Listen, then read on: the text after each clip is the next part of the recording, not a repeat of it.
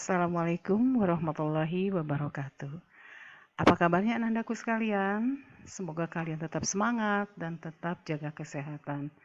Dan tak lupa selalu bahagia. Untuk pembelajaran dari hari ini, Ibu harapkan kalian tetap disiplin dan tetap tepat waktu untuk mengikutinya. Dengan diawali mengisi absensi kehadiran terlebih dahulu. Oke? Tak lupa dan jangan lupa sekali siapkan catatan dan alat tulis lainnya. Baiklah, selamat datang di pembelajaran IPA dengan materi listrik dinamis. Untuk kompetensi inti dan kompetensi dasar dan indikator tidak usah dicatat ya, cukup kalian dibaca. Untuk kompetensi inti memahami konsep listrik, kelistrikan dan penerapannya dalam kehidupan sehari-hari. Dan kompetensi dasarnya menganalisis percobaan listrik dinamis dalam suatu rangkaian serta penerapannya dalam kehidupan sehari-hari. Untuk indikator, yang pertama menjelaskan konsep arus listrik dan beda potensial listrik, dan kedua membuat rangkaian komponen listrik dengan berbagai variasi baik seri maupun paralel. Ketiga, menyelidiki hubungan antara arus listrik dan beda potensial dalam satu rangkaian atau masuk ke dalam hukum Ohm. Yang keempat, menggambarkan arus listrik dan beda potensial dalam bentuk tabel dan grafik. 5. Menggunakan hukum Kirchhoff di sini untuk menghitung V beda potensial dan I kuat arus listrik dalam suatu rangkaian. Yang terakhir, yang keenam, menghitung hambatan pengganti rangkaian listrik seri dan paralel. Sekali lagi, tidak usah dicatat untuk materi yang ini. Selanjutnya, pernahkah kalian, ini ada suatu pertanyaan. 1. Menyalakan lampu di rumah, menyalakan kipas angin, menyalakan radio, atau menyalakan komputer, atau dan lain yang sebagainya yang ada di rumah sebagai beban listrik. Seperti contoh di sini, bagaimana perlengkapan tersebut dapat menyala, apa yang sebenarnya terjadi. Lampu misalkan dapat menyala, atau komputer, atau televisi lainnya. Wah, bagaimana ya bisa seperti itu? Oke, kita buka. Perhatikan gambar ini, lebih menarik mungkin. Di sana ada batas air tabung A dan B. Batas air yang tanda merah anak-anakku. Coba kalian perhatikan. Ini ada tanda merah sebagai batas air tabung A. Ada di bawah, paling bawah ini ada pipa penghubung yang menghubungkan tabung A dan tabung B. Lalu di sini pipa tabung B kosong ya. Nah, jika tabung A, coba kita perhatikan sekali lagi, berisi air dan tabung B dalam keadaan kosong, apa yang ada dalam pikiran kalian? Atau apakah yang akan terjadi? Kita lihat. Nanti tulis jawabannya di bawah ini. Nanti saja ya untuk mengisi. Selanjutnya, pada materi sebelumnya mungkin kalian telah belajar tentang materi listrik statis. Kalau kalian masih ingat, dan untuk selanjutnya materi selanjutnya kalian di sini mulai mencatatnya sampai selesai. Bagaimana jika seperti ini?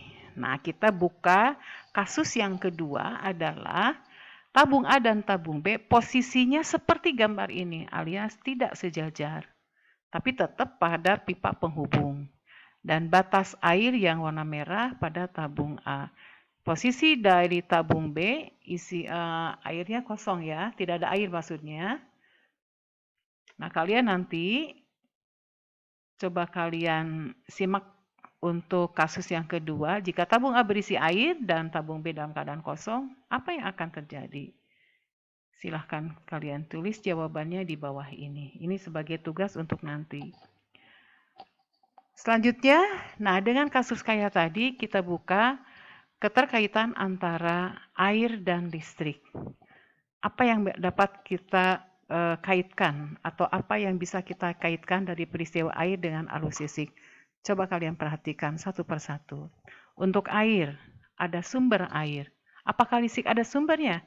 Jelas, ada sumber muatan listrik. Untuk air, dapat mengalir ke bejana lain jika terhubung. Artinya ada penghubung, misalkan selang atau pipa. Nah, untuk listrik juga sama, dapat mengalir ke perlengkapan listrik jika penghubung. Siapa yang tahu apa penghubungnya untuk listrik? Oke, betul. Itulah kabel namanya. Dan untuk air, mengalir dari tempat yang tinggi ke tempat yang rendah. Listrik, coba kita perhatikan di materi listrik statis. Listrik pun mengalir dari potensial tinggi ke potensial rendah. Ingat potensial tinggi yang muatannya bagaimana dan potensial muatannya bagaimana. Dan untuk air, sumber air dapat habis jika terpakai. Artinya air terus-terus dipakai, ya tetap habis. Kita akan selalu bayar beban listrik ke PDAM kalau yang menggunakan PDAM. Atau dari air sumur bisa juga sama. Kalau kita terus ambil airnya, dia akan tetap habis. Bandingkan dengan listrik. Muatan listrik pun sama, dapat habis jika terpakai. Selanjutnya, ada kasus lagi, perhatikan gambar berikut. Ini apa coba? Ada muatan positif, ada kutub positif, ada kutub negatif. Ya, benar. Dialah baterai. Selanjutnya, ujung dari kutub positif kita hubungkan dengan yang namanya kabel, dinamakan kabel penghubung. Selanjutnya ada saklar, dan dihubungkan dengan lampu si kabel tersebut, dan dari lampu kita hubungkan ke kutub negatif. Akhirnya, saklar kita hubungkan ke kabel yang tadi, dan apa yang terjadi pada lampu? Nah, di sana ada sedikit uji nyali buat kalian. Apabila arus listrik tidak mengalir, apa yang terjadi pada lampu? Oke, tulisannya isi pada titik-titik itu. Dan apabila saklar dalam keadaan bagaimana? Untuk lampu yang kasus seperti di atas. Sekali lagi Ibu ulang, apabila arus listrik tidak mengalir, apa yang terjadi pada lampu? Dan posisi saklar dalam keadaan bagaimana? Posisi saklarnya terhubung atau tidak terhubung? Jawabannya itu saja. Gampang kok. Gampang ya anak-anakku ya? Oke, tetap semangat belajar. Kita perhatikan selanjutnya. Nah, syarat arus listrik mengalir. Nah, coba perhatikan. Pasti harus ada sumber arus listrik. Yang kedua, adanya penghubung. Yang ketiga, rangkaiannya jelas tertutup. Di sini rangkaian tertutup, saklar dalam keadaan on. Dan yang keempat, adanya perbedaan potensial. Selanjutnya kita buka ke materi hukum Ohm, di mana penerapannya kita lihat dari gambar slide yang paling kiri. Di sini terlihat ada lampu yang sedang menyala, dan yang selanjutnya ini warna coklat ini adalah sebagai kabel penghubung yang dihubungkan dari kutub positif dan kutub negatif baterai. Baterai di sini sebagai sumber arus listrik. Lalu kabel dihubungkan ke kutub positif sebagai potensial tinggi dan kutub negatif sebagai potensial rendah. Sekali lagi, beda potensial ini adanya di sumber arus listrik, yaitu diwakili oleh kabel. Sekali lagi, lampu bisa menyala itu diakibatkan karena ada sesuatu yang mengalir pada kabel, yaitu arus listrik. Kita sederhanakan selanjutnya dari rangkaian ini yang sebelah kiri. Kita lihat ke batu baterai, kita diibaratkan dengan sebuah garis tegak yang kutub positif itu tegaknya berbeda dengan yang kutub negatif, tegaknya lebih panjang, di kutub negatif lebih pendek. Ingat sekali lagi, yang panjang artinya adalah potensial tinggi, ini lebih tinggi posisinya. Dan yang negatif potensial rendah berarti lebih rendah dibanding yang kutub positif. Lalu dari kutub positif tetap kita hubungkan ke lampu, dan di sini lampu kita sederhanakan dengan hambatan, dan batu baterai kita sederhanakan pada kutub positif negatif, pada potensial tinggi dan potensial rendah, atau garis yang lebih tinggi dan garis yang lebih rendah. Dan selanjutnya, nah inilah lampu kita sederhanakan sebagai hambatan yang disimbolkan dengan garis zigzag seperti ini. Hambatan dengan satuan ohm dan kuat arus listrik yang mengalir dari potensial tinggi ke potensial rendah, kita simbolkan pakai I, yaitu arus listrik dengan satuan ampere, dan V pada baterai yang disederhanakan dari baterai tadi, yaitu kutub positif negatif sebagai beda potensial, satuannya volt. Maka muncullah hukum Ohm, di mana V sama dengan I kali R, atau beda potensial sama dengan kuat arus listrik dikali hambatan. Ini berbanding lurus. Misalkan beda potensial lebih besar, I-nya juga harus lebih besar, dan R-nya juga atau hambatan juga harus lebih besar. Dan untuk mencari kuat arus listrik atau I, itu adalah kita buka V dibagi R, atau beda potensial dibagi hambatan. Nah, kalau I dan V ini berbanding lurus, tetapi kalau I kuat arus listrik dengan hambatan berbanding terbalik. Oke, itu untuk hukum Ohm. Sekali lagi, kita sederhanakan dari rangkaian listrik yang ini, kita sederhanakan yang sebelah kiri, kita sederhanakan ke sebelah kanan. Oke, selanjutnya, contoh soal. Ibu ambil contoh soal. Ada sebuah lampu, di sini kita pakai lampu pijar, dihubungkan dengan beda potensial 12 volt yang ada pada baterai. Ingat, sekali lagi beda potensial adanya di sumber arus listrik. Kita gunakan di sini contohnya adalah batu baterai. Ternyata timbullah kuat arus listrik sebesar 0,4 ampere yang ada pada kabel. Pertanyaannya, berapakah hambatan filamen lampu pijar tersebut? Biasa untuk langkah pengerjaan untuk secara matematis pada soal ini adalah harus kalian tulis pertama adalah diketahui. Ya, gambar sebelah kanan sudah tersedia, kita sederhanakan di sketsa menggunakan gambar supaya lebih jelas. Ada V ditanyakannya R, kita jawab di sini dengan begitu lengkapnya. V-nya 12 volt, I-nya 0,4, tinggal kita masukkan, nggak ada masalah, gampang sekali. Kamu tinggal dimasuk-masukkan ke dalam rumus tersebut. R ditanyakan, berarti rumus harus ditulis ya. Sekali lagi, apa yang diketahui, apa yang ditanyakannya, dan langsung jawab. Sekali lagi, wajib rumus ditulis. R sama dengan V per I, rumusnya ditulis. Lalu V-nya diganti 12 volt, tertera diketahui, dan I-nya diganti 0,4. Hasilnya adalah, tinggal dibagilah. 12 dibagi 0,4, silakan kalian kotret. Hasilnya adalah, taram, 30 ohm. Jadi, hambatan filamen pada lampu pijar yang digunakan adalah 30 ohm.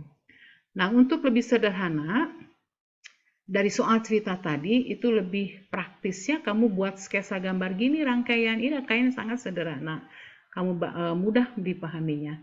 Dan di sini untuk hukum Ohm, untuk mencari R adalah V per I. Gampang kan? Pasti kalian bisa. Anak SMP Negeri 3 Majalengka pasti bisa. Selanjutnya, oke, kita coba dengan tes 2 soal berikut. Ibu minta kalian kerjakan 2 soal ini. Yang pertama adalah hambatan lampu 3 ohm dialiri arus listrik 4 ampere. Pertanyaannya, berapakah besar beda potensial yang dikeluarkan? Sekali lagi, yang ditanyakan adalah besar beda potensial. Pasti kalian bisa. Dan selanjutnya ini untuk yang nomor 2, sengaja Ibu kasih soal dengan udah ada sketsa gambar, yaitu sketsa rangkaian yang lebih sederhana. Di sini gambar yang zigzag itu apa? Dengan satuan ohm, dengan simbol besarannya apa? Dan 24 volt yang ada di, yang ini garis yang tinggi, ingat sekali lagi, ini adalah potensial tinggi.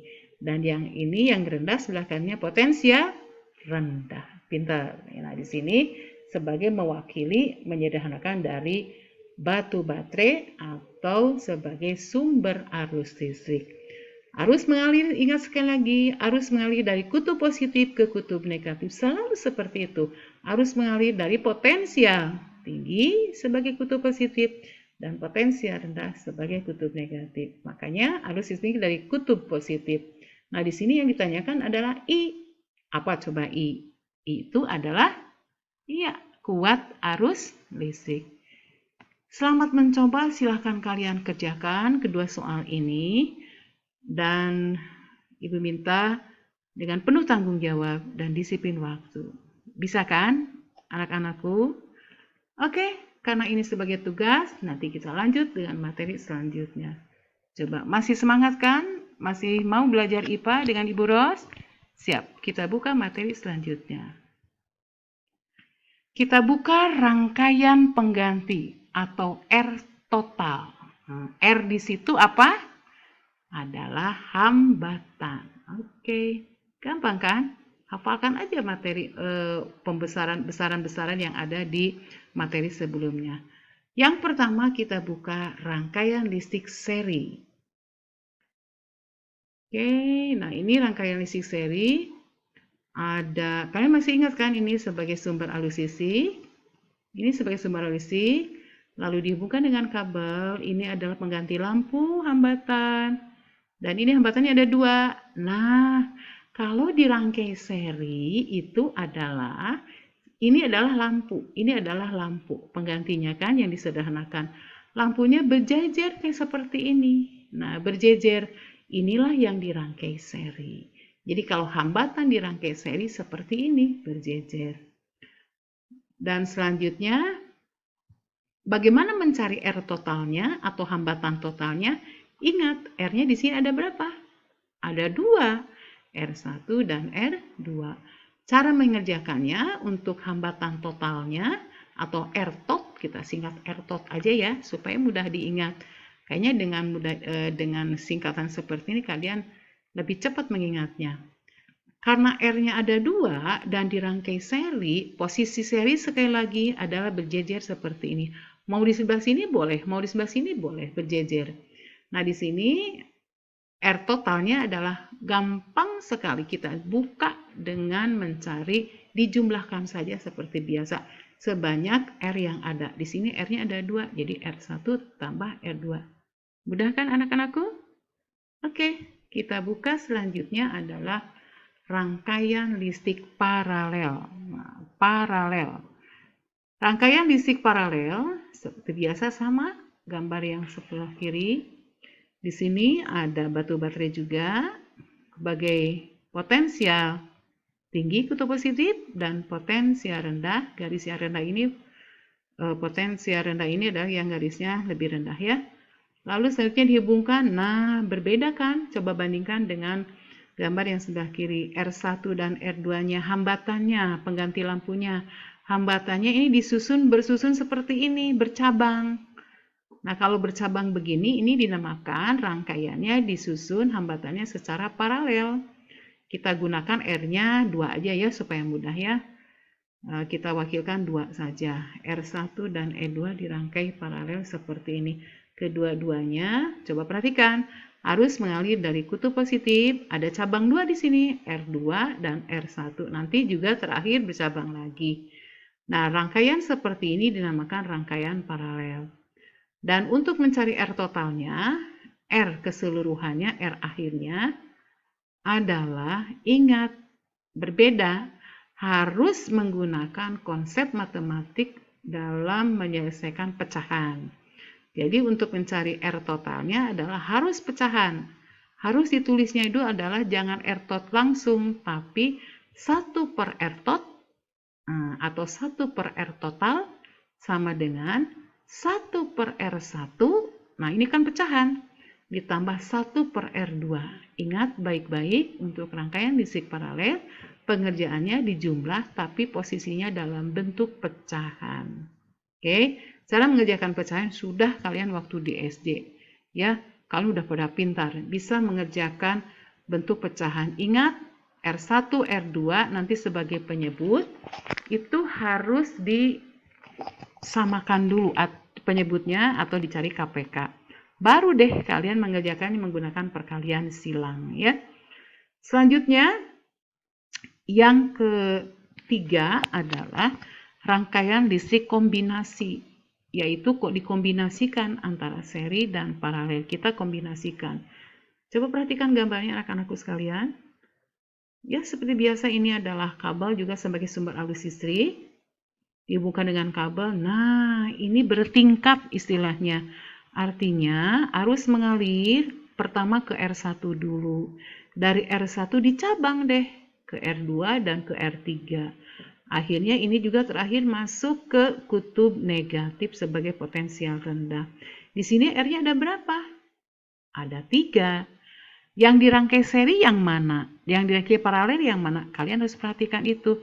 Di sini pada gambar kombinasi ternyata yang mudah adalah R2 dengan R3 dulu. Coba perhatikan R2 dan R3. Sama nggak seperti ini? Sama kan? Berarti R2 dan R3 bisa dirangkai secara paralel. Nanti hasil R2, R3 itu kita jumlahkan dengan R1. Kita coba buka selanjutnya. Nah, ini untuk mencari R totalnya adalah R1 yang ini ditambah hasil dari R2 dan R3. R2, R3 itu ini hasil ini paralel. Nah, coba cara mencari R2, R3-nya bagaimana? Nah, ini. Untuk mencari R2 dan R3 yaitu 1 per R2 dan R3 yaitu dirangkai paralel. Yaitu 1 per R2 tambah 1 per R3 seperti pada rangkaian sebelah kiri. Itu dia nanti tinggal dijumlahkan ya. Jadi kalau kombinasi itu dalam suatu rangkaian listriknya ada seri, ada paralel. Yang penting kalian pilih dulu apa dulu yang dikerjakan, seri kah atau paralel kah? Oke? Bisakah anak-anakku untuk mencoba hal ini? Sekali lagi Ibu ingatkan, untuk yang seri, rangkaian hambatannya berjejer seperti ini. Seperti kereta api, gerbong kereta api. Ini R1 gerbong pertama, gerbong kedua R2, nanti gerbong ketiga bisa di sini, bisa di sini, bisa di sini ya. Tapi kalau paralel itu adalah bercabang. Ingat beda kan dengan yang kiri? Hambatan R1, hambatan R2-nya ini bercabang. Jadi cara pekerjaannya ingat menggunakan matematik rumus dari pecahan kayak di matematik ya.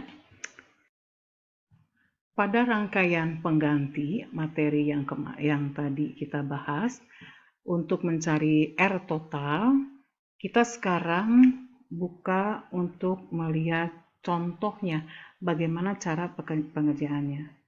Pertama untuk rangkaian listrik. Di sini rangkaian sederhana dengan gambar yang ditampilkan.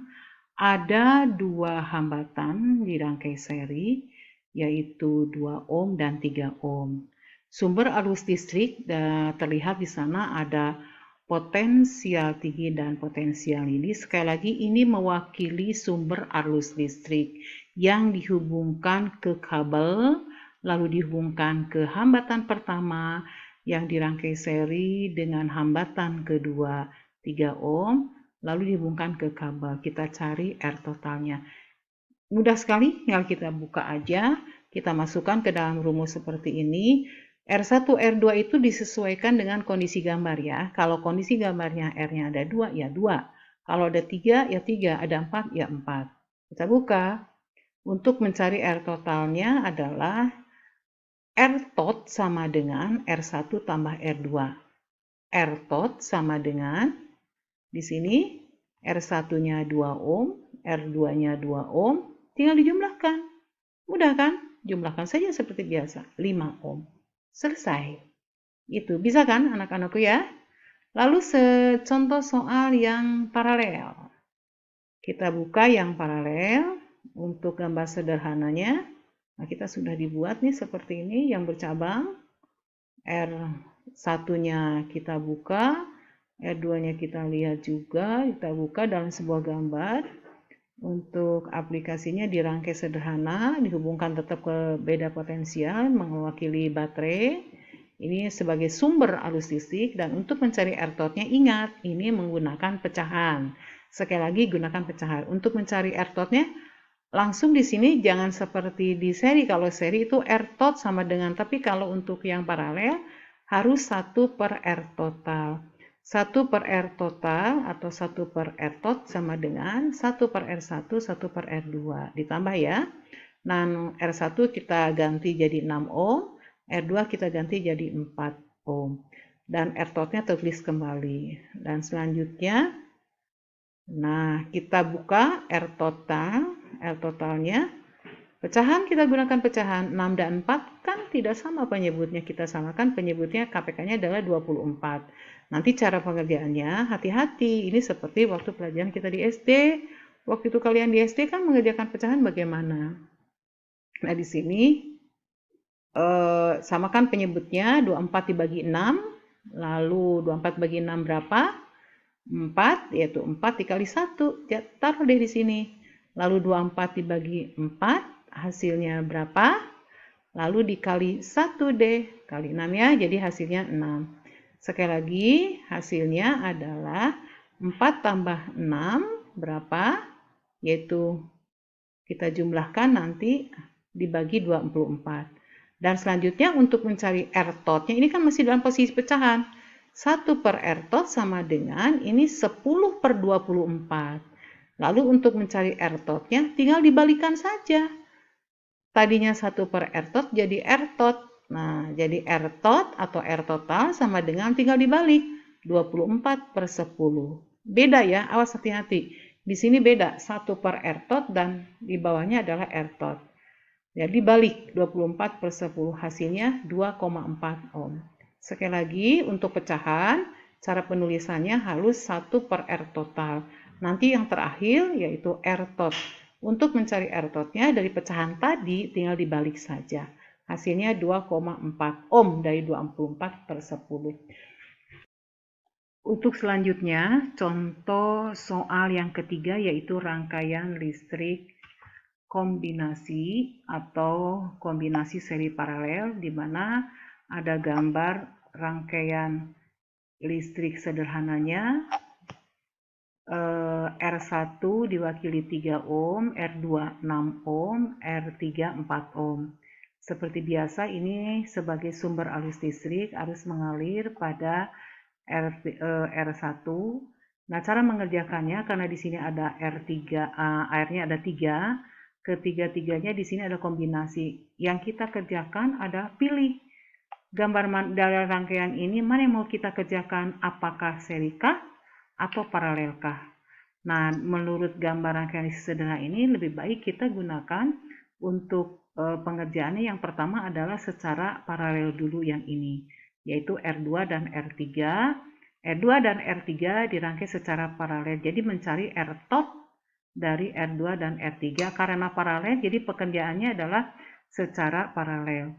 Nah, karena secara paralel yaitu disamakan penyebutnya seperti biasa. Disamakan cari KPK, berapakah KPK dari 6 dan 4. Lalu selanjutnya setelah kita pengerjaannya paralel kan sudah ada di sebelah kiri ya, yaitu dengan cara perkalian silang, tinggal mencari R tot-nya tinggal dibalikan saja. Nantinya dijumlahkan hasil akhirnya, yaitu R1 3 ohm ditambah R2 dan R3 yang dirangkai secara paralel. Hasilnya adalah 5,4 ohm. Nah, sekarang kalian lihat untuk yang kombinasi, Ibu ingatkan, apa dulu yang dikerjakan? Yang lebih mudah adalah serikah atau paralelkah? Menurut rangkaian gambar ini adalah lebih baik secara paralel dulu, baru hasilnya diserikan. Nah, itulah ketiga contoh soal seri, rangkaian listrik seri, rangkaian listrik paralel, dan rangkaian listrik kombinasi. Ibu rasa dengan contoh ini kalian bisa menyimaknya dengan baik dan memahaminya. Untuk sebagai uji coba dari contoh soal ini, kalian bisa dan mampu mengerjakannya. Kita buka latihan soal. Ibu minta kerjakan seperti contoh ya. Seperti contoh yang tadi, carilah R total dari setiap rangkaian. R total rangkaian seri, rangkaian paralel, dan rangkaian kombinasi. Selamat mengerjakan anak-anakku. Setiap yang Ibu berikan dalam bentuk soal, kerjakan dengan baik.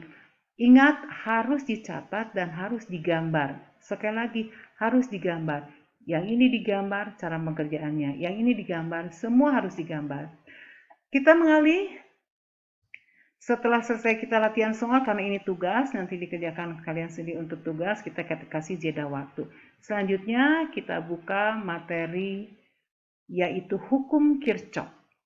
Hukum Kirchhoff yaitu ada bagian daripada sebuah listrik dinamis, di mana besar arus listrik yang masuk ke dalam titik cabang pada sebuah kawat nilainya sama dengan besar arus listrik yang keluar dari titik cabang. Coba kita lihat gambarnya untuk hukum Kirchhoff. Nah, seperti ini. Ini ada I-nya, ada I1, I2, I3, I4, I5. Ini titik cabangnya. Yang kamu perhatikan untuk hukum Kirchhoff adalah titik cabang yang dimaksud. Coba perhatikan. I5, menurut titik cabang ini masuk atau keluar? Jelas masuk. I4, menurut titik cabang ini juga masuk. Tapi kalau I3, menurut cabang ini adalah keluar.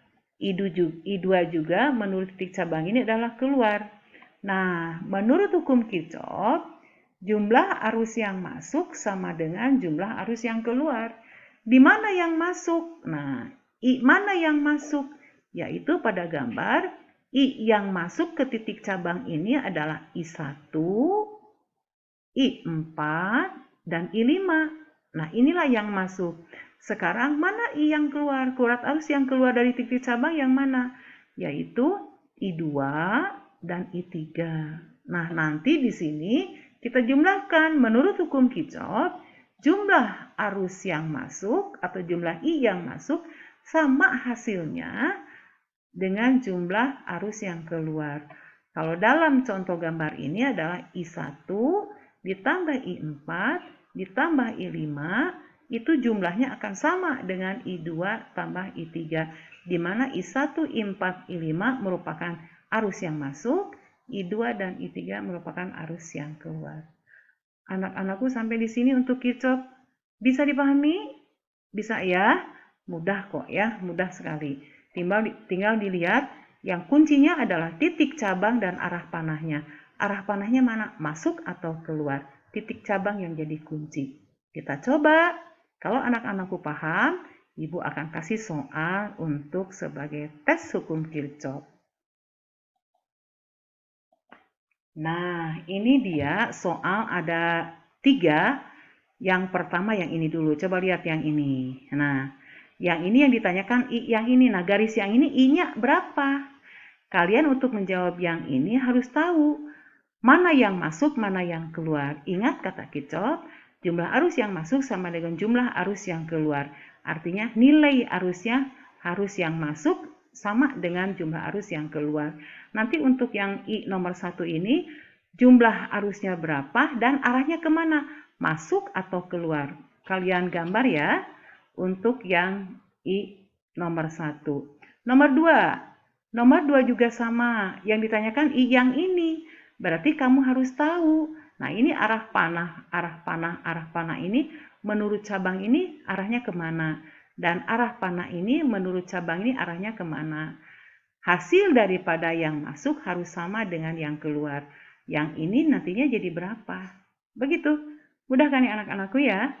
Lalu kita ambil yang soal nomor 3. Nah, ini nomor 3. Kelihatannya sulit dan kalian banyak sekali arah panah. Tapi kalau menurut prinsip Kirchhoff kalian pahami dengan baik dan seksama, pasti bisa. Patokannya jumlah arus yang masuk sama dengan jumlah arus yang keluar. Kita lihat titik cabang. Ibu kasih kuncinya ya di sini. Untuk mencari I1, lihat titik cabang ini yang berpengaruh. Kata titik cabang arah ini apa? Nah, kata titik cabang ini arah ini apa? Kemana maksudnya? Keluarkah atau masukkah? Dan arah panah ini menurut titik cabang ini keluar atau masuk. Nanti kamu bisa menjawab I1. Dan untuk mencari I2 harus tahu dulu I1. Nanti begitu seterusnya. Ya, mencari I2 titik cabangnya yang ini dong. Nah, Kata titik cabang ini, I2 itu arahnya keluar apa masuk? Kata cabang ini, titik cabang ini, I5 ini keluar atau masuk? Kamu kasih prinsip hukum Kirchhoff. Pasti bisa mencari I2. Selanjutnya begitu. Untuk mencari I3 dan I4, lihat titik cabang. Misalkan I3, titik cabang jelas yang ini. I4, untuk mencari I4, titik cabangnya yang ini.